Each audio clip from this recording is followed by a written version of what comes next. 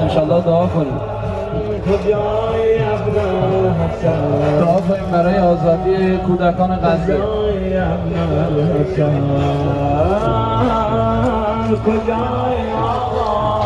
خیلی خوشحال مشارکت جهت ساخت حسینیه آیت الله بروجردی در عمود 974 باقیات صلوات جهت ساخت حسینیه آیت الله بروجردی در عمود 974 نعيما حبيبي